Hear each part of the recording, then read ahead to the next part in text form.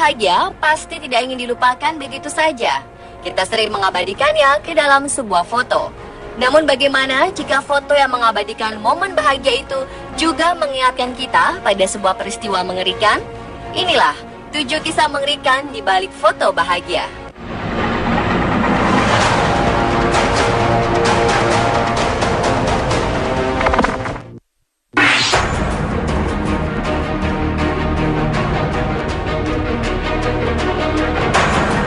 Kenaikan kelas biasanya diabadikan dengan membuat foto seluruh anggota kelas.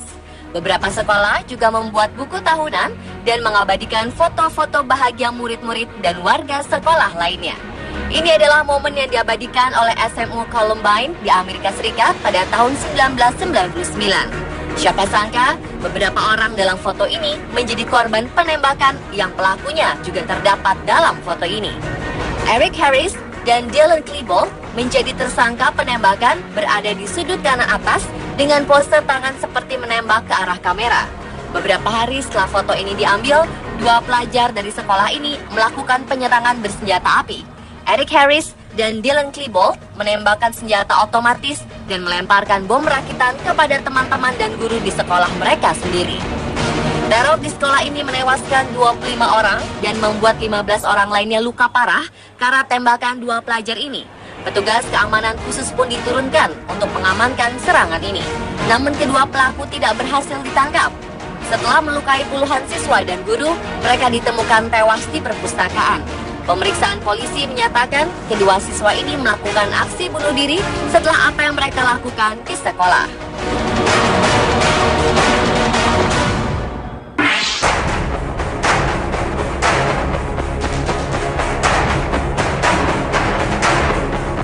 Foto selanjutnya diambil ketika seorang remaja mengadakan pesta meriah di rumahnya pada 16 Juli 2011.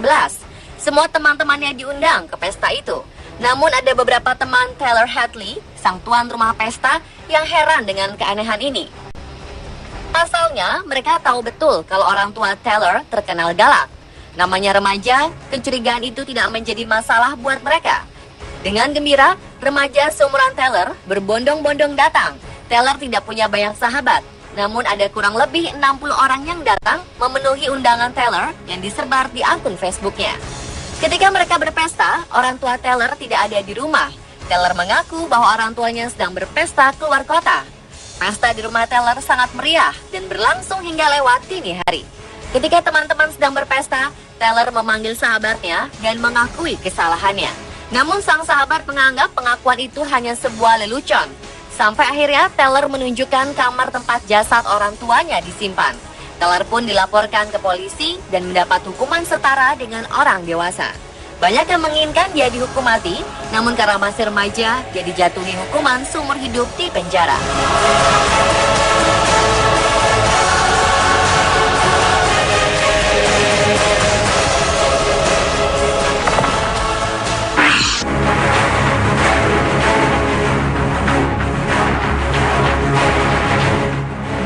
November 1963 merupakan momen yang mengerikan bagi warga Amerika Serikat. Tepat pada saat itu, Presiden mereka John F. Kennedy ditembak oleh orang misterius ketika mengadakan pawai di kota Dallas. Foto ini adalah momen bahagia di mana John F. Kennedy melemparkan senyum pada warga Dallas yang berjejer di pinggir jalan mengeluk-elukan kedatangan beliau. Jackie Kennedy, sang istri yang berada di sampingnya pun memasang senyum kepada masyarakat yang menyaksikan pawai kenegaraan itu.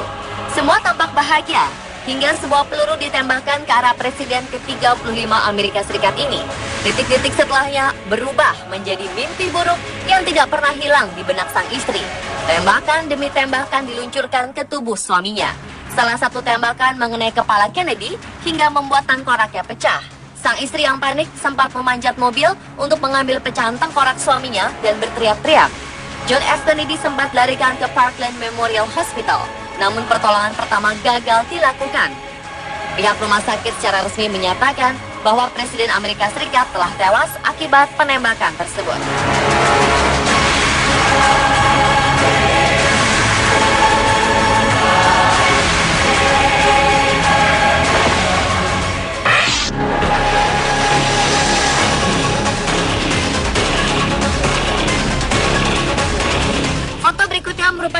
Kisah seorang anak orang kaya yang bosan dengan kehidupan mewahnya.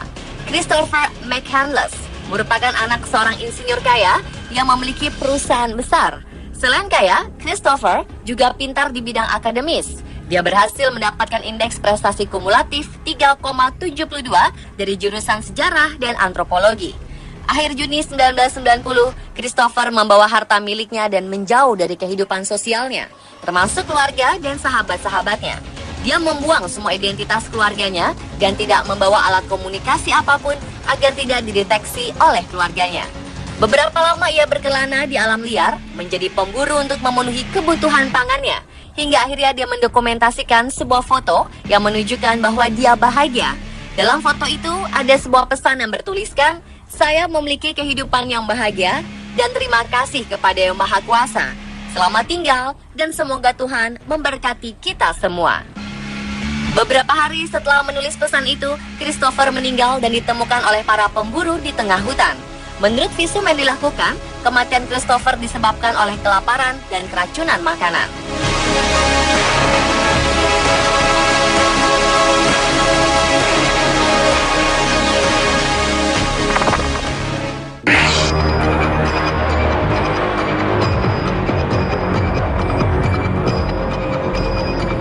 Sekilas foto ini terlihat menakjubkan. Seseorang bisa menangkap momen orang yang sedang melayang di atas gedung tinggi. Orang di dalam gambar juga menunjukkan wajah cerianya ketika melakukan aksi yang indah ini. Namun siapa sangka foto yang indah ini merupakan foto terakhir Pavel Kashin, seorang atlet freerunner dari Rusia. Pavel merupakan freerunner yang sangat berbakat. Dia sering melakukan aksi-aksi berbahaya di tempat-tempat ekstrim, seperti di atap gedung bertingkat ini. Namun kali ini Pavel melakukan kesalahan yang fatal hingga tidak bisa mendarat dengan sempurna di tepi bangunan. Sesaat setelah foto ini terekam, Pavel jatuh dari gedung berlantai 16 itu. Atlet berbakat ini pun harus membayar nyawanya sendiri untuk gambar yang indah ini.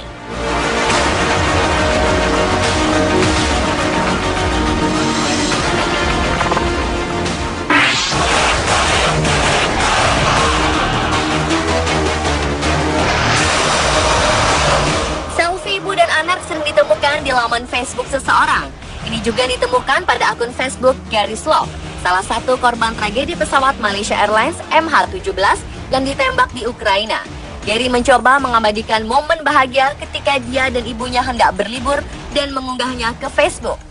Tragisnya, beberapa saat setelah selfie itu diposting ke media sosial, anak dan ibu ini tewas bersama 296 penumpang dan awak pesawat naas ini. Foto ini menjadi foto terakhir Gary dan ibunya, Petra Slough.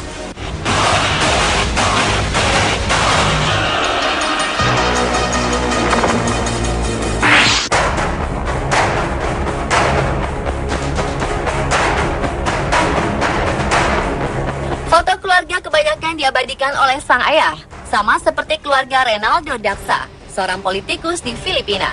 Malam yang bahagia dilalui bersama keluarga selalu diabadikan oleh sebuah foto. Namun foto ini merupakan karya Renaldo Daksa yang terakhir bagi keluarganya. Sebagai seorang politikus, pasti ada saja yang tidak menyukainya dan menginginkan kematiannya. Malam di mana dia menghabiskan waktu dengan keluarganya menjadi malam teror bagi anak dan istrinya. Renaldo ditembak tepat di bagian dada ketika dia sedang mengabadikan wajah keluarganya. Hasilnya sang pelaku terekam dalam foto yang menggambarkan senyum 3 wanita. Seorang pria terlihat menoleh ke arah pelaku ketika foto diambil. Renaldo sempat dilarikan ke rumah sakit untuk mendapatkan pertolongan.